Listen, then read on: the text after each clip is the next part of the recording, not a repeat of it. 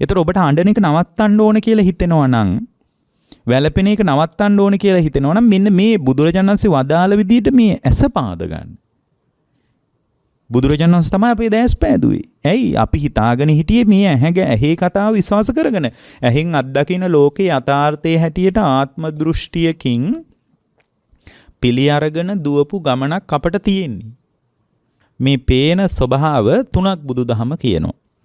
එකක් තමයි පින්වත්නි මංස චක්කු. ඒ කියන්නේ මේ මස ඇසට ගෝචර වෙන සීමාව. මේ ඇහැට පේන ටික. ඊළඟට තව බුදුදහම කියනවා මේ හිත දියුණු කිරීමෙන් උපදින දිබ්බ චක්කු කියලා එකක්. දිබ්බ චක්කු. ඒක දියුණු කරගන්න පුළුවන්. දිබ්බ චක්කු ඥානය කියලා බුදුහාමුදුරන්ට එකක් තිබිලා තියෙනවා. එතකොට දිබ්බ චක්කු ඥාණයෙන් බැලුවම ඒක අභිඥා පාදක සමාපත්තියකට සමවැදිලා බැලුවාම පින්වත්නි මේ ඇහැට පේන ටික විතරක් නෙමෙයි අරමුණු කරලා මේ ඇහැ අභිබවා ගියපු තත්ත්වයන් ගැන අදහසක් ගන්න පුළුවන්. සමහර අය හිතනවා එහෙම කරන්න බෑ කියලා. ඔබ කැමති නම් විශ්වාස කරන්න මේ කාලෙත් එහෙම කරන්න පුළුවන් ස්වාමීන් වහන්සේලා මට හම්බ වෙලා තියෙනවා. දැන් ඔය අවුරුදු 5කට 10කට උඩදී ඔය වනාන්තරවල ඉන්න ස්වාමීන් වහන්සේලා සමග අපි බොහොම කිට්ටු ඇසුරක් තිබිලා තියෙනවා. ඒ ස්වාමීන් මේ කියන්නේ මේ මස්සස අභිබවා ගිහින් ඔබ කැමති නම් විශ්වාස කරන්න නැත්නම් අයින් කරලා දාන්න. දිබ්බ චක්කු කියන ස්වභාවය උපදවාගත්ත උන්වහන්සේලා කියලා නෙමෙයි. නමුත් අපි කතා බහ කරගෙන යනකොට ඒක හොඳටම තේරෙනවා. හිත දියුණු කිරීමෙන් එබඳු තත්වයන් උපදවාගත්ත අය අදත් මේ මිහිමත ඉන්නවා. එතකොට දැන් මේ කතාව බටහිර විද්‍යාව දන්න කෙනෙකුට කිව්වොත් කියාවි නෑ ඕව මොන කතාවද මේ ඇහැට තමයි ඔක්කොම පේන්නේ කියලා. නමුත් ඒගොල්ලෝ මෙතන කියනවා මෙච්චර මාන ප්‍රමාණයක් තියෙනවා හැබැයි ඇහැට අහුවෙන්නේ ත්‍රිමාණයයි කියලා ඒගොල්ලෝ අනිත් පැත්තටත් කියනවා. ඒතකොට ඒගොල්ලන් කතාවම ඒගොල්ලොන් කියන එකම අභියෝගයට ලක් වෙනවා.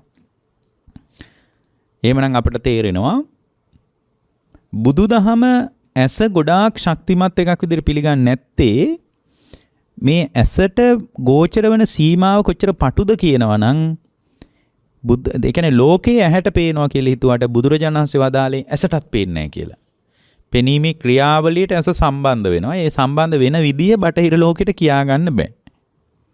පේන්නේ කොහොමද නේද? පේන්නේ නැහැ ඇත්තටම. ඇහි මේ චක්කු ප්‍රසාදයේ මත වර්ණ සටහන විතරයි පතිත වෙන්නේ.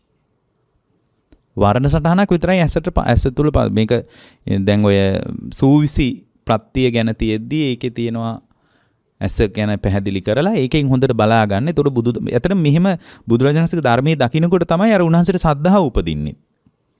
කියන්නේ මේ බඳු විශ්මිත කතාවක් නිකම්ම මිනිහෙකුට නම් කියන්න බෑ.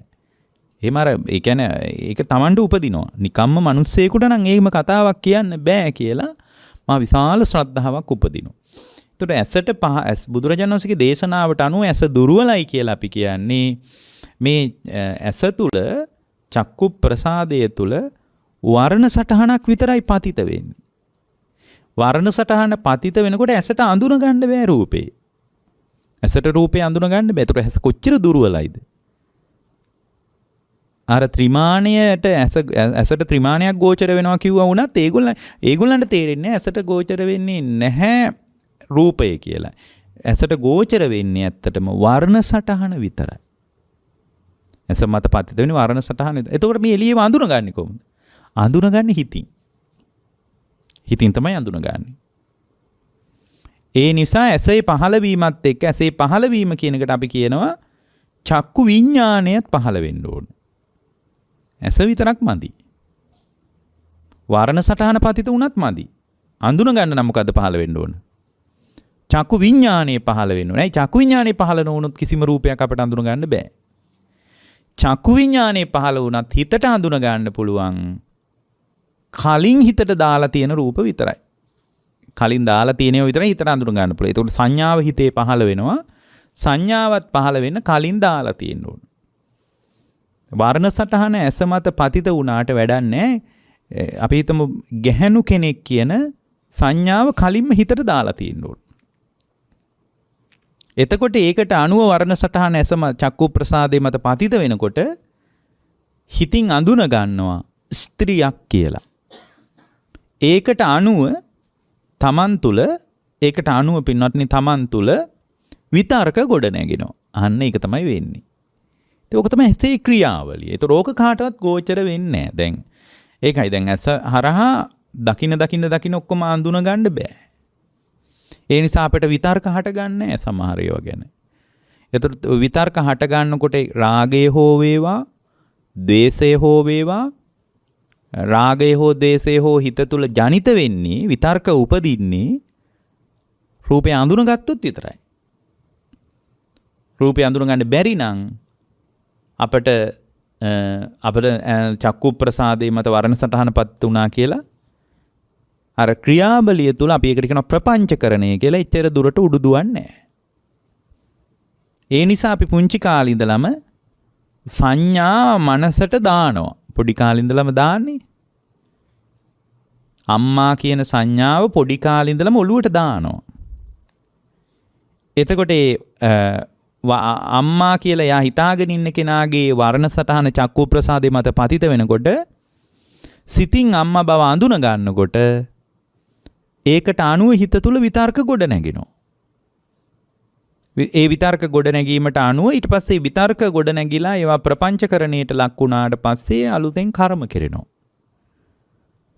එතකොට දැන් මෙහෙම ක්‍රියාවලියක් ඇසේ තියෙනවා කියලා මේ කල්පයකට බටහිර ලෝකෙට හොයන්න බෑ. බුදුරජාණන් වහන්සේ පහළ වෙලා මෙහෙම එකක් කිව්වා විනා මේක නම් කරන්න බෑ. ඒ නිසා ඒගොල්ලෝ උඩින් නිකන් කතා කරලා හිමීට ඇඟ බේර ගන්නවා. මොකද්ද? ඇසට පේනවා කියලා. එච්චරයි. ඇසට පේනවා. එතකොට ඒගොල්ලෝ දන්නේ නැහැ චක්කු විඥානය කොහොමද පහළ වෙන්නේ? චක්කු සංපස්සේ සිද්ධ වෙන්නේ කොහොමද? චක්කු සංපස්සජ වේදනාව හටගන්නේ කොහොමද? ඊට පස්සේ රූප සංඥාව හිත තුළ හටගන්නේ කොහොමද? රූප විතර්ක හටගන්නේ කොහොමද? රූප විචාර හටගන්නේ කොහොමද? ඒවා පදනම් කරගෙන අවසානට රූප තණ්හාව හටගන්නේ කොහොමද? ඕක කාටවත් තේරෙන්නේ නැහැ. ඇත්තටම ඔන්න ඔය කතාව තමයි අපි හොයන්න ඕනේ. එතකොට අපේ හිත තුළ රූප තණ්හාව හිටින්නේ නැහැ හිත තුළ. රූප තණ්හාව හිටින්නේ නැති වුණාට පස්සේ තණ්හාව නිරුද්ධ වීමෙන් ලෝකයේ සියල්ල නිරුද්ධ වී යනවා. ඔක තමයි අවබෝධ කරගන්න තියෙන්නේ. ඒ නිසා බුදුරජාණන් වහන්සේ අපට ඇස ගැන කියද්දී ඇස් තුනක් ගැන කිව්ව එකක් තමයි මහණෙනි මස් ඇස. ඇහෙන් දකින්න ඕන. ඒතර ඇහෙන් දකින්න සීමාව බොහොම දුර්වල සීමාවක්. නමුත් අපි ඒක බොහොම වටිනා සීමාවක්, ප්‍රශස්ත සීමාවක් විදිහට හිතාගෙන ඉන්න. ඇයි? අපි ඊට වඩා උපදවා ගන්න ඕන ඇසක් ගැන අපි දන්නේ නැහැ. ඒක ඊට වඩා එකක් කරන්න තියෙනවා අපිට. ඊට පස්සේ දෙවෙනි එක බුද්ධ දේශනාවේ කියනවා එකක් තමයි මංස චක්කු, අනිත් එක දිබ්බ චක්කු. ඒ දිබ්බ චක්කු ඥාණයෙන් බලනකොට තමයි මේ ඇස අභිබවා ගිහින් නෑ මේ ඇසෙන් දකින ලෝකේ නෙමේ ඇසට පෙනෙන නොපෙනෙන මහ විශාල ක්‍රියාවලියක් ලෝව පවතිනවා. ක්‍රියාවලිය. දැන් ඇසට පේනකොට අපිට හිතෙන්නේ ගැහැණු පිරිමි විතරයි ඉන්නේ කියලා. සවිඥානික දේවල් දිහා බැලුවොත්. නමුත් දිබ්බ චක්කු ඥානෙ උපදවාගෙන ඒක ඉලක්ක කරගෙන බලනකොට අපිට තේරෙනවා නිරේ නිරසත්තු කියලා જાතියක් ඉන්නවා. പ്രേත ලෝකවල විවිධ ජීවීන් ඉන්නවා. තිරිසන් ලෝකයේ ජීවීන් ඉන්නවා. ඒවා නම් අපිට ඉන්ද්‍රිය ප්‍රත්‍යක්ෂයිනේ තිරිසන් ලෝකයේ ඇසට පේනවනේ. එතකොට ඒ වගේ මෙයා පිළිගන්නවා පින්වත්නි දිව්‍ය තල තියෙනවා. දැන් මේවා කියනකොට සමහර අය හිතනවා සමහර අය දැන් බලන්නකෝ ගොඩක් අය අපිට අභියෝග කරනවානේ බුදුරජාණන් වහන්සේගේ දේශනාවටත් දිව්‍ය තල තියෙනවා නම් ඇයි අපිට පේන්නේ නැත්තේ? නිරේ තියෙනවා නම් ඇයි පේන්නේ නැත්තේ? එහෙම අහනව නේද? හැබැයි ඔය කවුරුවත් අහනවද පරිප්පු වල ප්‍රෝටීන් පේන්නේ නැත්තේ ඇයි කියලා? කවුරුවත් අහන්නේ නැහැ. ඇයි? එච්චරට අර විද්‍යාත්මක චින්තනෙ මුසපත් වෙලා ඉන්නේ ලංකාවේ නෙමෙයි ගොඩක්. හැබැයි ලෝකේ දැන් ඕම දන්නවා මේක මහා බංකොලොත් චින්තනයක් කියලා. මීට වඩා එකක් අපි හොයාගෙන යන්න ඕන කියලා. ලෝකේ හරි උනන්දුයි, හරි පුදුම උනන්දුවක් තියෙන ලෝකේ බුදුරජාණන්සේගේ භාවිතය ගැන, හිත ගැන, මනස ගැන. ඉතින් ඔය ලෝකේ ඔය ඇමරිකාවේ වගේ රටවල් වල, එංගලන්තේ වගේ රටවල් වල ඒ සුදු ජාතික මිනිස්සු ධර්මයට එන්නේ මේ බුදුරජාණන්සේ වදාළ සිත ගැන කතාව අහලා. ඇයි මේක මහා පුදුම කතාවක් නේ. ඒක මහා විශ්මිත කතාවක්. එතකොට දැන් මේ ඇස අභිබවා ගිහින් ඊට පස්සේ දැන් බුදුරජාණන්සේ මංස චක්කු කියලා දිබ්බ චක්කු කියලා එකක් උන්වහන්සේ කියලා අතෑරලා දැම්මේ නැහැ. උන්වහන්සේ කිව්වා මහණෙනි නුඹලාටත් පුළුවන් මේක උපදව ගන්න. පුළුවන්ද බැරිද කියලා හරි නුඹලා බලන්න උත්සාහ කරලා. කියලා අපට හිත වැඩිම ගැන ක්‍රියාවලියක් කියලා දුන්නා. හිත වැඩිම ගැන කර්මස්ථාන 40ක් පැහැදිලි කරලා ඒව මත හිත පුහුණු කරන්න කිව්වා. හිත පුහුණු කරගෙන යනවා. එතකොට හිත පුහුණු කරගෙන යනකොට මේ කියන කතාව ඔබටම බලන්න පුළුවන් කිව්වා. බලන්න ඒක කොච්චර උදව්වක්ද. උන්වහන්සේ කියපු එක පිළිගන්න එපා කිව්වා. විශ්වාස මාත්‍රයක් හදාගන්නකෝ. අපි ඒකට කියනවා සද්ධා මාත්‍රය කියලා. ඒක හදාගෙන ඔබ කරලා බලන්න කිව්වා. මෙන්න මේ ටික ඔබ කරලා බලන්න. එතකොට ඔබට ඒ ඇහැ උපදව ගන්න පුළුවන් කිව්වා. එතකොට ඒ ඇහැ උපදව ගන්නකොට ඇත්තටම මේ විදියට දකින්න කෙනෙකුට විතරයි. ඒ කියන්නේ බුදුරජාණන් වහන්සේ දේශනා කරපු දේශනාවට අනුව ලෝකේ විමසනකොට ඒ විමසන ශ්‍රාවකයාට ලෝකේ ඊටා පළල්ව පේන්නේ. දැන් අපිට පළල්ව පේන්නේ නැහනේ. ඇයි? අපි මේ බෞද්ධ ශ්‍රාවක වුණාට අපි ඇස විශ්වාස කරගෙන දුවන අය. එතකොට දැන් දිබ්බ චක්කු කියලා තව ඇහැක් බුදුරජාණන්සේ වදාලා කියලා අපි ඒක දියුණු කරගන්න ලස්සන ක්‍රමයක් කියලා දීලා. අඩුම අපි මේ ක්‍රමවේදයට මාස 4-5ක්වත් එකතු වෙලා තියෙනවද? නැහැ. එතකොට දැන් අපි හිතාගෙන ඉන්නවා එතකොට දැන් ඇහෙන් දකින්න ලෝකයට අපි අල්ලගෙන ඒ ලෝකේ අනිත්‍ය වෙලා යනකොට මොන්න තරම් මුලාවටපත් වෙලා අඬනවද, කෑ ගහනවද, වැළපෙනවද? එතකොට මේ අපි තුල ඇතිවෙච්ච ප්‍රාථමික හුදු විශ්වාසය මොන්න තරම් දුක්ඛ පරිදේවයක් ගොඩනගලා දෙනවද? ඔබ අඬන්නේ ඔබට මේ පරිචය නැතිකම නිසානේ. ඔබ ඇස විශ්වාස කරගෙන ඇසින් අත්දකින්න ලෝකය තුල ප්‍රපංචකරණයකට අහු වෙලා ඒක Tamanගේ වසඟේ පවත්වන්න දරපු උත්සාහයේ ප්‍රතිඵලයක් විදියට තමයි ඔබ අඬන්නේ. ඔබ වැළපෙන්නේ. සෝසුසුම් වෙලාන්නේ. ඒ වගේම තමයි ඔය දෙකම උපදව ගත්තත් වැඩක් නැහැ. මංස චක්කු, දිබ්බ චක්කු කියන දෙකම උපදව ගත්තත් වැඩක් නැහැ. බොහොම වැදගත් හැක් තියෙනවා පඤ්ඤා චක්කු කියලා. ඒ කියන්නේ ප්‍රඥා චක්සුසය ප්‍රඥාව නැමැති ඇස. ඒ ප්‍රඥාව නැමැති ඇස උපදිනකොට තමයි ප්‍රඥාව නැමැති ඇස උපදිනකොට තේරෙනවා මේ ලෝකය හටගත්ත තැනම හටගත්ත විදිහටම ඉතිරි නැතුවම නිරුද්ධ වෙලා යනවා. ඒ කියන්නේ නිවි නිවි යනවා. හටගෙන නිවි යනවා. ආය හට ගන්නවා ආය නිවෙනවා. මෙන්න මේකට අපි කියනවා උදයත්ත ගාමිනියා පඤ්ඤාය සමන්නාගතෝ කියලා. උදය සහ වැය දකින ප්‍රඥාව. හටගෙන නිරුද්ධ වී යන ලෝකයක් මා පරිහරණය කරමින් සිටිනවා කියන එක ගෝචර වෙන්නේ පඤ්ඤා චක්කු කියන එකට. එතකොට මේ පඤ්ඤා චක්කු කියන ස්වභාවයෙන් බැලුවම හටගත්ත තැනම නිවිලා යනවා නම් ඒ කියන්නේ හටගත්ත තැනම නිවිලා යනවා නම් ඒක තමයි අනිත්‍යතාවය. හටගත්ත තැනම නිවිලා යන නිරුද්ධ වී යන ලෝකයක් මගේ වසඟේ පවත්ව ගන්න බෑ. මගේ වසඟේ තියා ගන්න බෑ. ඒ මගේ වසඟේ තියා ගන්න බැරිකම තමයි අනාත්මය. ඔන්න ඔය දෙක ගෝචර වෙනවා. අනිත්‍යතාවය සහ අනාත්මය පදනම් කරගෙන ලෝකයේ දෙස අවධානය යොමු කරන්න පුළුවන්කම. එතකොට එයාට තියෙන හැ බුද්ධ ශ්‍රාවකයෙකුට විතරමයි උපදින්නේ. පඤ්ඤා චක්කු. ඔන්න ඔය විදියට ඇස සම්බන්ධ බුදුදහම පළල් හැදෑරීමකින් ඔබව අවදි කරනවා. මේ ඇස් තුනම උපද්දව ගන්න ඕනේ. ඒ කියන්නේ ඔබට තියෙන ඇස විතරයි. හැබැයි ඇස නැත්තම් ලෝකේ මොකක්වත් කරගන්න බෑ. ඇස කියන එක වැදගත්. සම්මත ලෝකයට වැදගත්. එතකොට ඇසෙන් දකින ලෝකය තුල යථාර්ථවාදී වීම පිණිස පඤ්ඤා චක්කු කියන එක ඊටාම වැදගත්. එතකොට මේ විදියට දකින ශ්‍රාවකේ කොහොමද මේ ඇස උපදව ගන්නේ? එතකොට මේ ප්‍රඥාව නැමැති ඇස උපදව ගන්නේ කොහොමද? මොකද ඒක බුද්ධ ශාසනයේ විතරයි තියෙන්නේ. බුදුරජාණන් වහන්සේගේ ධර්මයේ හැර ප්‍රඥාව නැමැති ඇස උපදවා ගන්න වෙන කිසිම විධි ක්‍රමයකුත් නැහැ. ඒවන ඒක උපදව ගන්න එක ගැන අපි ගොඩාක් හදිස්සි වෙන්න ඕන. ඇයි මේ බුද්ධ ශාසනයේ පිළිසරණ කියන්නේ ඔන ඔය පඤ්ඤා චක්කු කියන එක උපදව ගන්න එක. ඒක උපදව ගන්න මා තුල ඇති වෙන්න ඕන පදන් වීරියක්. ඒ කියන්නේ මගේ කුසලතාවය අනුව තමයි ඒක උපදව ගන්න වෙන්නේ. එතකොට ඔබ තුල කුසලතා සහිතභාවය ඊටාම වැදගත්. එතකොට දැන් බුද්ධ දේශනාවේ තියෙනවා චත්තාරි පදානානි. පින්වත් මහණෙනි මේ පදන් වීරියේ අවස්ථා 4ක් තියෙනවා. කීයක් තියෙනවද? 4ක් තියෙනවා. පදන් වීරිය අවස්ථා 4යි තියෙන්නේ. එතකොට අපි පදන් වීරිය කරන්නේ මෙහි පින ගැන වර්ණනා කරගෙන පින් කරන්න නෙමෙයි. දැන් අපිට පින් කරන්න වීරියක් තියෙනවනේ දැනට. දැන් ලංකාවේ බෞද්ධ ශ්‍රාවකයන්ට පින ගැන සැලකිය යුතු ආකාරයක වීරියක් තියෙනවා. පිනක් කරගන්න ලැබුණොත් ලංකාවේ මිනිස්සු ඒක අතාරින්නේ නැහැ. හැබැයි එහෙම කළා කියලා අපිට වෙච්ච ලොකු අර ප්‍රඥාව කියන ඇස උපදවා ගන්න අපිට උදව්වක් උනේත් නැහනේ. ප්‍රඥාව කියන ඇස නෙමෙයි පින් කරලා කාට හරි දිබ්බ චක්කු ඥානය හරි ඉපදිලා තියෙනවද නෑ. නමුත් ලංකාවේ මිනිස්සු කියන්නේ මහා පිනක දායාදකරුවෝ. ඒ පිනේ දායාදේ හැටියට සැප විපාක ලැබෙනවා. හැබැයි මේ බුද්ධ ශාසනයක පින් කළාට පස්සේ එයා බුද්ධ ශාසනයක් ඇසුරේම උපදිනවා. ඒක තමයි වෙන්නේ. බුද්ධ ශාසනයක් ඇසුරු කරගෙන පින් කළාට පස්සේ සම්මා දිට්ඨිය පදනම් කරගෙන පින වෙන්නේ. පින්වත්නි ඔබට විවිධ ප්‍රශ්න ඇති මේ කාලේ මේ පවතින තත්ත්වයට එක්ක අර්බුද ඇති. හැබැයි ඔබ බෞද්ධ වෙලා උපන්නේ විශාල පිනකට. ඒක හොඳට තේරුම් ගන්න. ඒක බොහොම දුර්ලභ අවස්ථාවක්. වටිනා අවස්ථාවක් ඒක. එතකොට මේ බෞද්ධ වෙලා ඔබ ඉපදුනේ පින්වත්නි පෙර විශාල කුසලතාවයකට. ඔබට හිතේ මේක මහා කර්මයක් අපරාධි මෙහි උපන්නේ කියලා සමහර අයට හිතෙනවා ඇති.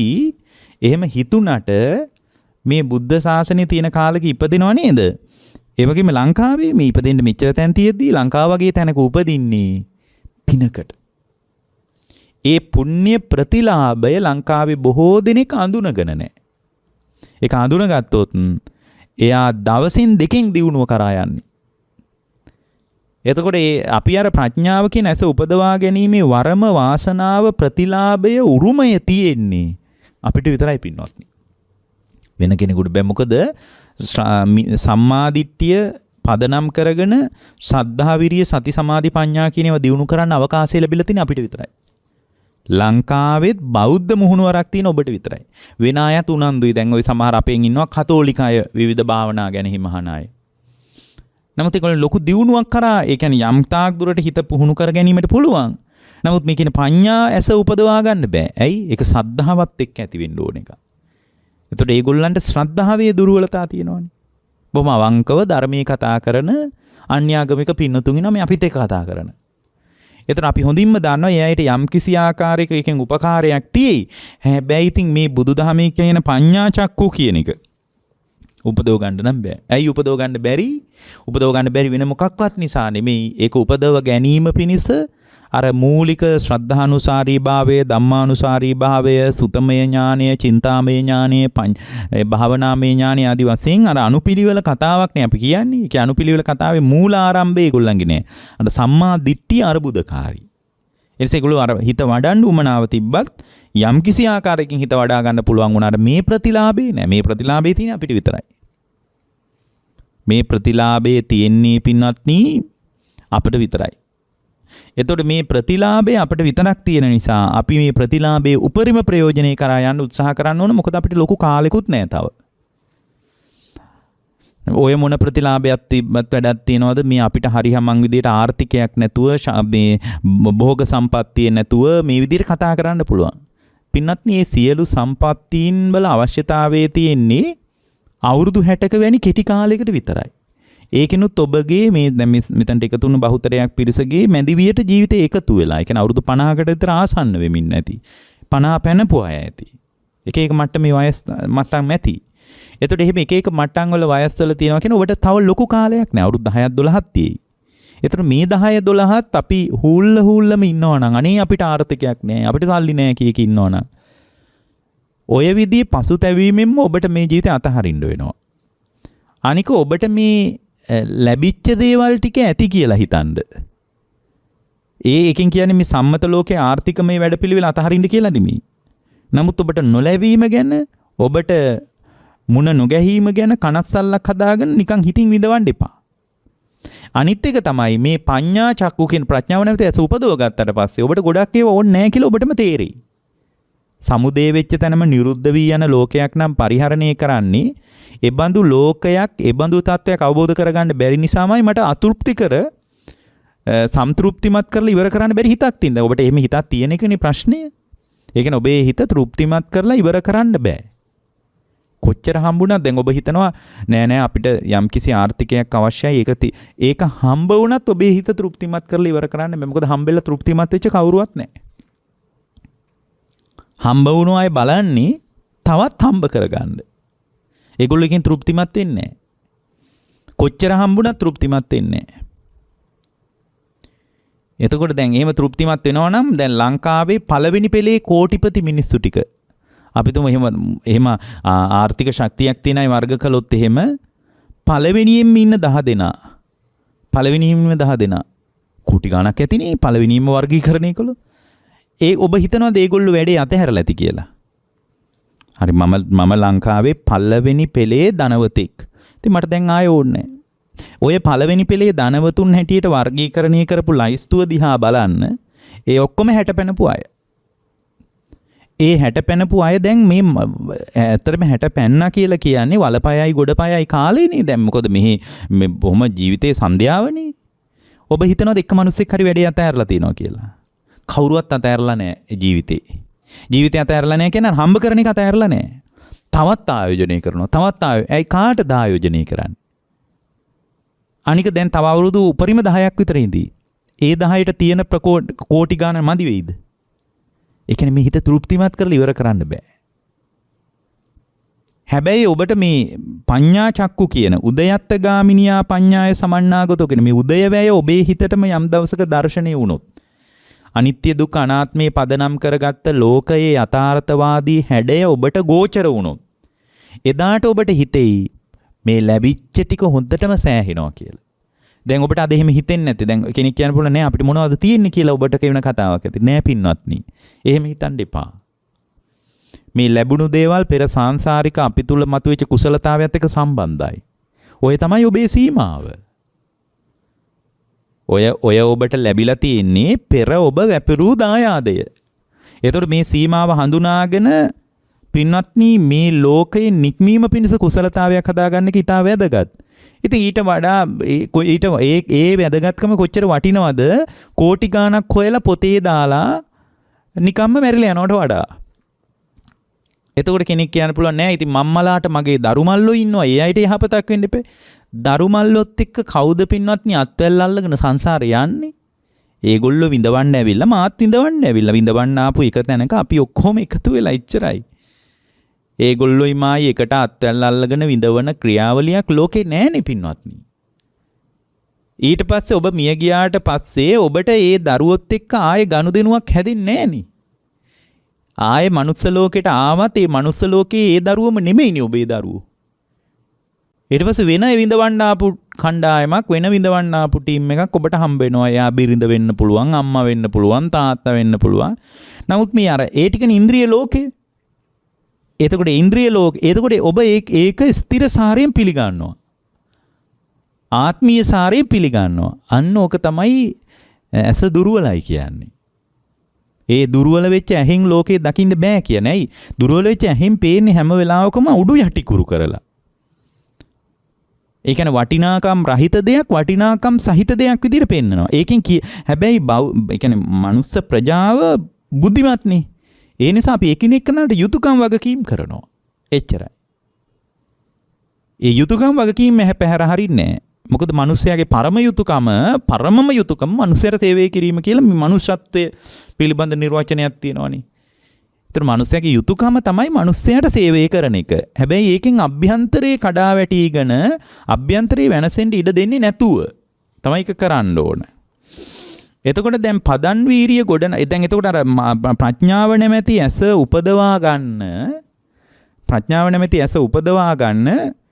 පදන් වීරිය 4ක් දිනු කරන්න ඕන. පදන් වීරිය 4ක් දිනු කරන්න ඕන. මොනවද ඒ දිනු කරන්න ඕන 4? ඔන්න ඔය 4 දිනු කරගෙන ගියොත් අර මසසින් ලෝකයේ දකින්නවා වෙනුවට ප්‍රඥාව කියන ඇස හරහා ලෝකේ බලන්න පුළුවන්. එතකොට ලෝකය පිළිබඳ උපේක්ෂා සහිත භාවයක් මැදට හිතපත් වෙනවා. මේ මැද ස්ථාවර වෙලා ඉස්සරහට ගියොත් එයා මේ මැදම ස්ථාවර වුණොත් ඒකට අපි කියනවා අරහත්වය කියලා. එහෙනම් මතක තියාගන්න පඤ්ඤා චක්සුසය පදනම් කරගෙන තමයි ලෝකේ මිහිමත රහතන් වහන්සේලා බිහි වෙන්නේ. පිනමත රහතන් වහන්සේලා බිහි වෙන්නේ නැත. පිනමත රහතන් වහන්සේලා බිහි වෙනවා නම් මේ වෙනකොට ලංකාවෙන් 75% විතර රහත් වී සිටිය යුතුය. ඇයි මේ කරන පින්කම් වල හැටියට. එහෙමනම් ඔබ එකක් මතක තියාගන්න මේ පදන් වීරියට අවස්ථා 4ක් තියෙනවා. ඒකේ පළවෙනි එක තමයි පින්වත්නි සංවර පදානය කියන එක. දෙවෙනි එක තමයි පහාන පදානය කියන එක. මෙන්න මේ හතර තමයි අර ප්‍රඥාව කියන ඇස උපද්දවල දෙන්නේ. තුන්වෙනි එක තමයි භාවනා පදානය කියන එක.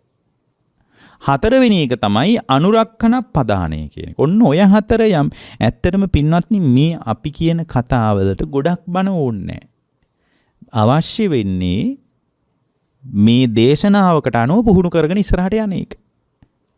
සමහරට මෙතනට ඇවිල්ලා ඉන්න පුළුවන් අපි කියපු එකම බණක්වත් අහපු නැති කෙනෙක්.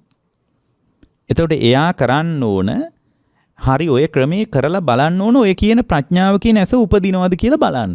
හැබැයි ඊට කලින් එයා ඇසේ කතාව තේරුම් ගන්න ඕනේ. නැත්තම් ඇහැ යථාර්ථයේ විදිහට පිළිගන්නේ. ඇහි කතාව තේරුම් ගත්තේ නැති වුණොත් එහෙම ඇස් වලින් ලෝකයේ බල යථාර්ථය හොයනවා. ඒක මහා මෝඩ වැඩක්. බොම් දුර්වල වැඩක් ඒක. මොකද ඇසට එහෙම ලෝකේ යථාර්ථයේ ගෝචර වෙන්නේ නැහැ. ගෝචර වෙන්නේ නැති බව ඉස්සලා අඳුන ගන්න ඕනේ. ඒකනේ අපි කියන්නේ අර දැන් සම්මාදිට්ඨිය ගැන කියද්දී අපි කියනවා මිච්ඡාදිට්ඨීති පජානාති. සම්මාදිට්ඨීති පජානාති එත්තාවතාපිකෝ ආවුසෝ අරිය ශාවකෝ සම්මාදිට්ඨි හෝති. මිත්‍යා දෘෂ්ටිය හැටියට දැනගන්නවද? සම්මාදිට්ඨිය හැටියට දැනගන්නවද? එත්තාවතාපිකෝ ආවුසෝ අරිය ශාවකෝ සම්මාදිට්ඨිය හෝති. ඒකට තමයි ප්‍රිය ආයුෂ්මතුනි සම්මාදිට්ඨිය කියන්නේ. අන්න බලන්න එහෙනම් ඇසේ කතාව හැටියට දැනගන්නවා. ඒක තමයි මිත්‍යා දෘෂ්ටිය. ඇසෙන් ලෝකය පිළිගන්න එක කොච්චර තමන්ගේ වැරදි දැක්මක්ද? ඇසෙන් ලෝකේ යථාර්ථය බලන්න පුළුවන් කියලා ඇස දියුණු කිරීමත් රූප දියුණු කිරීමත් මත ලෝකේ යථාර්ථය පේන්නේ නැති බව අඳුන ගන්න ඕන. මිච්ඡාදිට්ඨීච පදානාති. ඒ කියන්නේ මිත්‍යා දෘෂ්ටිය හැටියට අඳුන ගන්නවා. ඊට පස්සේ එහෙනම් ඇසෙන් ලෝකේ ලෝකෙන් බලන්න පුළුවන් කොහෙන්ද? ප්‍රඥාව නැමැති ඇස උපදවා ගත්තොත් ලෝකේ යථාර්ථය දකින්න පුළුවන්. ලෝකේ යථාර්ථයනේ දකින්න ඕන. සම්මාදිට්ඨිති පජාන. එහෙනම් මිත්‍යා දෘෂ්ටිය කියලා කිව්වේ මසස. සම්මාදිට්ඨිය කිව්වේ ප්‍රඥාව නැමැති ඇස. අනේ ප්‍රඥාව නැමැති ඇසෙන් ලෝකේ බලන්න පුළුවන් කියලා ඔබ තුල ඇති වෙනව නේද දැක්මක්? දැකලා නැහැ තාම. ඒ ප්‍රඥාව කියන ඇසෙන් ලෝකේ බලන්න පුළුවන්ය. මේ මසස හරහා ලෝකේ බලන්න බෑ. මසස හරහා පේන්නේ වර්ණ සටහන පමණයි. වර්ණ සටහනට මගේ ආත්මය කියලා ගෝචර කරගන්න තරම් අල්ලගන්න තරම් මේ රූප ස්වභාවයේ වටිනාකමක් නැහැ. එළියේ රූපේ වටිනාකමක් තියනවායි කියලා මම හිතාගෙන හිටියට සත්‍ය වශයෙන් මෙහෙම වටිනාකමක් නැති බව ප්‍රඥාව නැමැති ඇසෙන් දකින්න පුළුවන්ය කියලා ඔබ තුල ඇතිවෙන කුසලතාවයට තමයි කියන්නේ සම්මා දිට්ඨිය කියලා. ප්‍රඥාව කියන ඇස සම්මා දිට්ඨිය, මිත්‍යා දෘෂ්ටිය කියන්නේ අමසසින් දකින ලෝකය. එතකොට දැන් කියන මිච්ඡා දිට්ඨිති පජානා දෙක දැනගන්නවා. සම්මා දිට්ඨිති ප්‍රඥාව කියන ඇස උපදවා ගත්තොත් ලෝකේ යථාර්ථවාදීව ලෝකේ විමසන්න පුළුවන්. එදාට මට ලෝකේ අතහැරීවි කියලා දැනගන්නවා. කොහොමද? ධර්මයේ හරහා. එත්තා වතාපිකෝ ආවුසෝ අරිය ශාවකෝ සම්මා දිට්ඨිය. අන්නේ දැනගන්න කමට කියනවා සම්මා දිට්ඨිය කියලා. දැන් බලන්න මේ දේශනාව තුළ තමයි එහෙනම් සම්මාදිට්ඨිය උපදින්නේ නේ. හැබැයි මේ සම්මාදිට්ඨිය දියුණු කරගන්න තමයි අපි මොකද්ද කියන්නේ? චත්තාරි පදානානි. ඒ සම්මාදිට්ඨිය දියුණු කරගන්න ඕනනේ. විදර්ශනා සම්මාදිට්ඨියක්, මාර්ග සම්මාදිට්ඨියක්, ඵල සම්මාදිට්ඨියක්, ප්‍රතිවේක්ෂණ සම්මාදිට්ඨියක් දක්වා ඒක අපි දියුණු කරගන්න ඕනනේ. ඒ දියුණු කර ගැනීම පිණිස තමයි අර වීරියක අපි අර පදන් වීරිය ගොඩනගා ගන්න හතර ආකාරයකින්. ඒකට උත්සාහ කරලා බලන්නකෝ. ඒක උත්සාහ කරලා බලන්න මේ කියන ක්‍රම ඇත්තද නැත්තද කියලා හරි බලන්න. පොඩ්ඩක් මාස 3ක් විතර බලන්න දවසට පැයක් විතර වෙන් කරලා. පැයක් බැරි නම් අඩුම පැය භාගයක්වත් මේ කියන ක්‍රමයට එක්ක පොඩ්ඩක් ජීවමාන වෙන්න උත්සාහ කරලා බලන්නකෝ. ඒ හිටියට වඩා ලොකු වෙනසක් වෙන්නේ නැද්ද කියලා මාස 3කින් පස්සේ. මාස 3කින් පස්සේ විශාල වෙනසක් වෙනවා. මොකද චිත්තාභ්‍යන්තරය තුළ විශාල වෙනසක් වටිනාකම හිටින්නේ නැති විදියට ඡන්ද සහිත රාග සහිත නන්දි සහිත ස්වභාවය අඩු වෙච්ච. ඒක සම්පූර්ණයෙන් ගැලවිලා යන එකක් නෑ. සම්පූර්ණයෙන් ගැලවෙන්නේ රහතන් වහන්සේ තුළනේ. අඩු වෙනවා. එතකොට පළවෙනි එක තමයි පදන් වීරියේ ආකෘතික ගතවීම හතරේ පළවෙනි එක තමයි සංවරප්පදාන. මොකද්ද පින්වත්නි සංවරප්පදානය කියලා කියන්නේ? දැන් ඔන්න ඒක තෝරනවා ධර්මයේ. කතමංචාවුසෝ සංවරප්පදානං. ප්‍රිය ආයුෂ්මතුනි මොකද්ද සංවරප්පදානය කියලා කියන්නේ? ඉදාවුසෝ බික්ඛු චක්කුණා රූපං දිස්වාන නිමිත්තක් ගාහි හෝති නානුභ්‍යංජනක් ගාහි හෝති යථාවාදිකරණ මේතං චක්කු ඉන්ද්‍රියං අසංඋතං විහරන්තං අවිජ්ජා දෝමනස්සං පාපක අකුසල ධම්මා අනවාස් වෙය්‍යුං. ඔන්න කියනවා මේ සංවරප්පදාන. දැන් අර පළවෙනි එක තමයි දැන් ප්‍රඥාව කියන ඇසයි දැන් අපි උපදව ගන්න හදන්නේ. ඒ ප්‍රඥාව කියන ඇස උපදව ගන්න නම් උන්වහන්සේ කියනවා මේ ශාසනය තුල ඉදාවුසෝ බික්කු චක්කුණා රූපං දිසා. ඇසෙන් රූපේ දැකලා න නිමිත්තක් ගාහි හෝති නානුභ්‍යංජනක් ගාහි හෝති. නිමිත්තානුනිමිත්ත ගන්නේ නැතුව ඇස තුල සංවර කිරීමක් වේද අනුභ්‍යංජනයක්. නැවත නැවත මතුකොට සිටීමක් වශයෙන් ගන්නේ නැද්ද? ඒ ඇස තුල සංවර සහිත භාවයක් ඇති වෙනවද? මෙතන ඊළඟට කියනවා අසංඋතං විහරන්තං අවිජ්ජා දෝමනසං පාපක අකුසල ධම්මා අනවාස් වෙය්‍යුං. අවිජ්ජා දෝමනසං ඇසෙන් දකින් ලෝකයේ තුල අවිජ්ජා දෝමනස ඇලීම් ගැටීම් ඇති කරගන්නේ නැති විදිහට ඇස පරිහරණය කිරීමක් උපදිනවද? මේ විදිහටම ආයතන 6 තුලම යම් සංවරකමකට පැමිණෙනවද? මේක තමයි සංවර ප්‍රධානය කියලා කියන්නේ. සංවර ප්‍රධානය කියලා කියන්නේ. ඒක නැත්තම් ප්‍රඥාව උපදින්නේ. ඒ සංවර ප්‍රධානයට එන්නේ ඇයි? නැත්තම් ඒ සංවර ප්‍රධානය නැත්තම් ආයෙත් මේ එළියට ගියාට පස්සේ ඇසෙන් දකින්න ලෝකේම ඇත්ත කියලා ආයෙ හිතෙනවා. මොකද මේ බණ ඇහුවේ පොඩි වෙලාවක්නේ. දැන් ඇසෙන් දකින්න ලෝකේ යථාර්ථය නෙමෙයි. මේක මම කියන එක හොඳට විමසන්න. යථාර්ථයේ ගෝචර වෙන්නේ ප්‍රඥාවට. හැබැයි ප්‍රඥා චක්සුසේ උපදව ගන්න කලින්ම බුදුරජාණන් වහන්සේ මතක් කරන බුද්ධ දේශනාව වීරිය කරන්න සංවරප්පදානෙට. ඇයි? ඇස සංවර නොවුනොත් ඇසෙන් දකින්න ලෝකේ හරහා අවිද්‍යාව දෝමනස හිතේ විතර්ක හට ගන්නවනේ. ඇලීම් ගැටීම් හිත ඇහෙන් දකින්න රූපේට අපි ඇලෙනවනේ, එක්ක ගැටෙනවනේ. ඇලීම් ගැටීම් ඇති වෙන විදියට නිමිත්ත අනුනිමිත්ත ගන්න එපා. මොකද ඇතුලේ වෙන වැඩක් කරන්න තියෙනවා. ඇලීම් ගැටින් ආවොත් මොන්න ප්‍රඥා ඇසද්ද මේ බලන්නකො මේ රූපේ කොච්චර ලස්සනයිද කියලා ඇලිලා යන්නේ නැද්ද? ඔය ප්‍රඥා කතා හාඳුල්ලා බලාගත්තාවේ මේ ඇහෙන් දකින්න රූපේ මොන්න තරම් ප්‍රිය ජනකයිද, මధుරයිද, ආස්වාද ජනකයිද මේකත් එක්ක පැටලෙන්නයි අපි ඇවිල්ලා ඉන්නේ. අපි හොත්තට මේ රූපත් එක්කම ඇලෙන්න ඕන.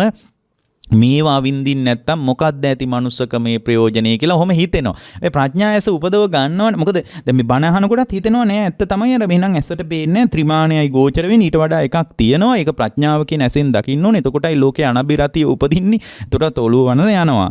නමුත් අර සංවරප්පදානේ නැති වුණාට පස්සේ එයා බරපතල අර්බුදයක වැටෙනවා. එතකොට සංවරප්පදානය කියන එක බොහොම වැදගත් දෙයක්. ඒක තමයි පළවෙනි පියවර. ඒ පළවෙනි පියවර ඇයි වටින්නේ? පළවෙනි පියවර වටින්නේ තවම අභ්‍යන්තරය තුල ප්‍රඥාව නැමැති ඇස ඉපදිලා නැහැ. ඇස උපදව ගන්න ඕන කියලා දැන් මෙයාට සම්මාදිට්ඨිකත්වයක් තියෙනවා. ඒක උපදව ගන්න ඕන කියලා ඒ පුද්ගලයාට එක්තරා විදිහක සම්මාදිට්ඨිකත්වයක් තියෙනවා. ඒ සම්මාදිට්ඨිය දැන් ඉපදිලා තියෙන්නේ. ඒක බොහොම ප්‍රශස්තයි. සාමාන්‍ය ලෝකයේ කෙනෙකුට ওই කතාව කිව්වට අහුවෙන්නෙත් නැහැ. ඇයි? එයා කියයි ඔය මොන විකාර කතාවක්ද ඔය කියන්නේ කියලා කියයි. මේ අපි ආපු එකේ උන්ට ලෝකේ විඳින්න ඕන. අපි විඳින්නයි ඉපදිලා ඉන්නේ කියලා කියනවා. දැන් මම එහෙම හිතෙනවා නම් ඒ කියන්නේ මෙහෙට ආපු එකේ අපි හොන්දට විඳින්න ඕන කියලා හිතෙනවා නම් මමත් ඒකට කියන්නේ විඳින්න කියලා. හොන්දට විඳින්න ඕන. ඒ ඔබට හිතෙනවා නම් නෑ ඔය කතා මොන කතාද මේ ඇස කන නාසය දිවකය මනස හරහා හොද්දට විඳින්න ඕන කියලා ඔබට නිකන් හිතෙනවා නම් නිකන් නිදා ගන්නකොට අවදි වෙනකොට එහෙම හිතෙනවා නම් මම ඔබට කියන්නේ ඒක හොඳට විඳින්න ඕන. හොඳට විඳින්න ණය වෙලා හරි විඳින්න ඕන. බැංකු ණය හරහා හරි උතර ජීවිතේ විඳින්න ඕන. ඇයි? ආයේ කාලයකට මනුස්ස ලෝකෙට ඉන්නේ නෑ යා.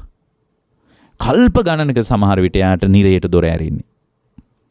ඒ නිසා යා උපරිම මේ ලැබිච්ච chance එකෙන් ප්‍රයෝජන ගන්න ඕනේ.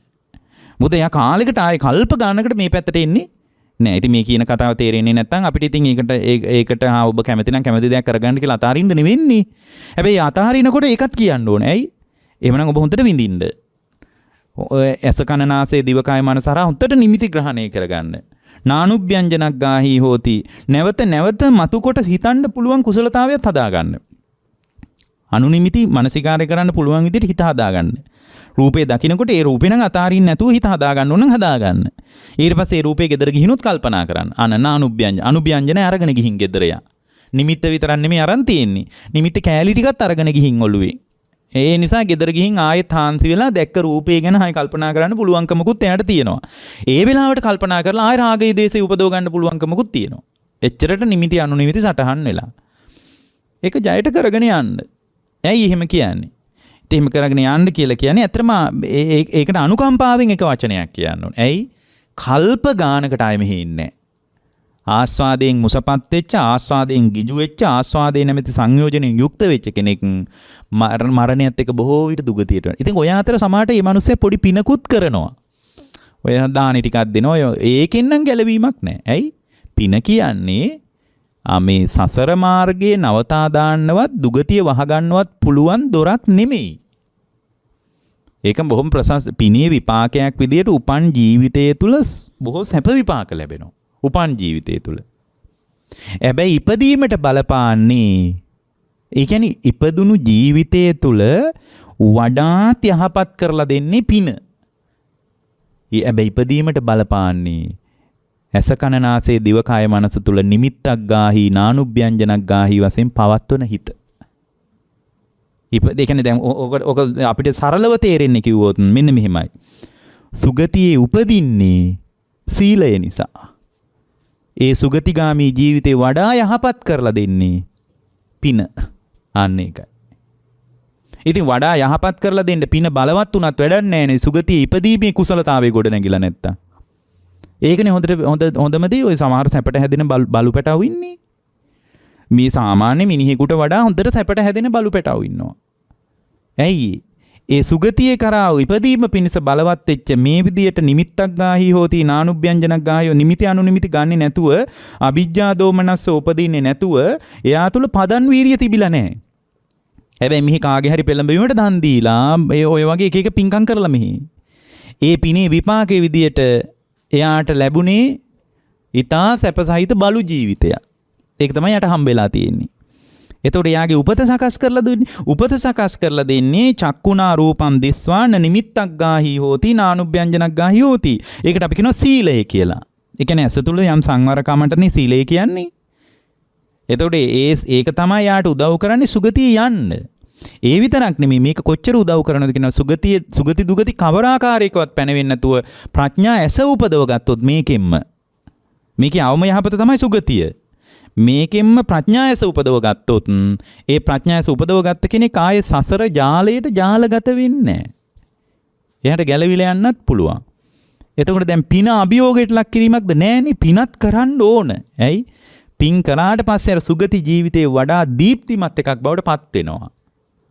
මනුස්ස ලෝකේ උපන්නට පස්සේ ආයු වරණ සැප බල සහිත ජීවිතයක් හම්බ වෙනවා එයාට. නමුත් එයාගේ පින නෙමෙයි උපත හදලා දෙන්නේ. උපත හදලා දෙන්නේ මේ தত্ত্বය. ඒ පදන් එහෙනම් බලන්න මේ පදන් වීරියේ කතා කරන සංවර පදානය කියන එක මොන්නතරම් සුගතියට යන්න උදව් කරනවද?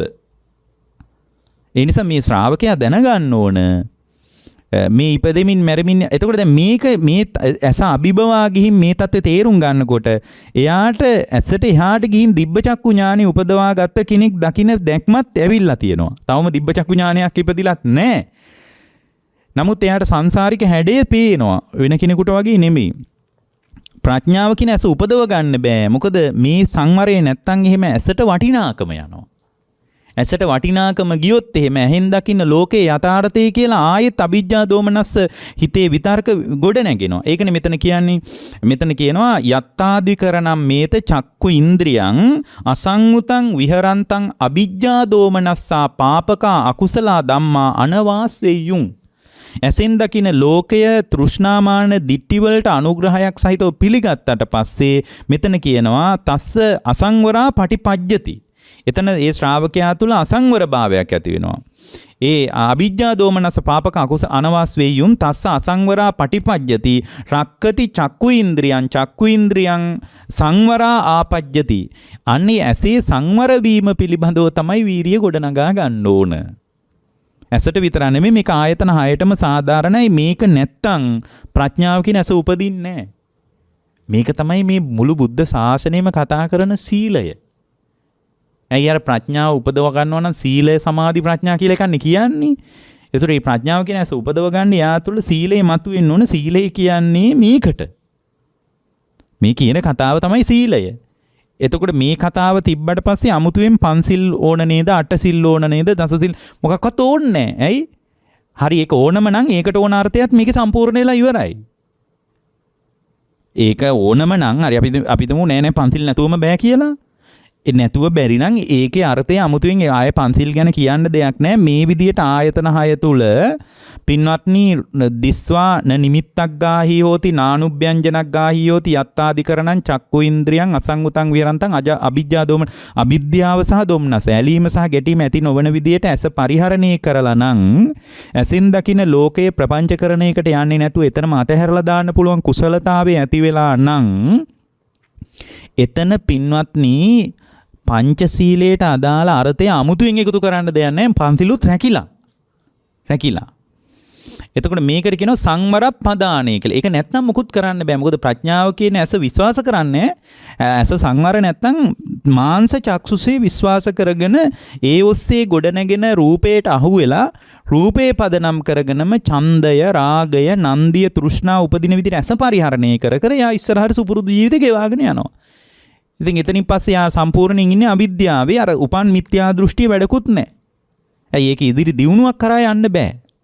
එතකොට මේ මෙතන පින්වත්නි ප්‍රඥාව කියන ඇස උපදිනවා කියලා කියන්නේ ප්‍රඥාව කියන ඇස උපදවා ගත්ත තැනක ඒ උපදවා ගැනීම පිණිස මූලික සූදානමක් නැතිකම තමයි ලංකාවේ බොහෝ දෙනෙක් තුල අපි දකින්නේ. ඒ නිසා මම ඔබට යෝජනා කරන්නේ මෙතන පදන් වීරිය පැති 4ක් තියෙනවා. සංවරප්පදානය, පහානප්පදානය, භාවනප්පදානය, අනුරක්කනප්පදානය කියලා. මේ 4ම උදව්ව ගත්තොත් තමයි ප්‍රඥාව කියන ඇස උපදින්නේ.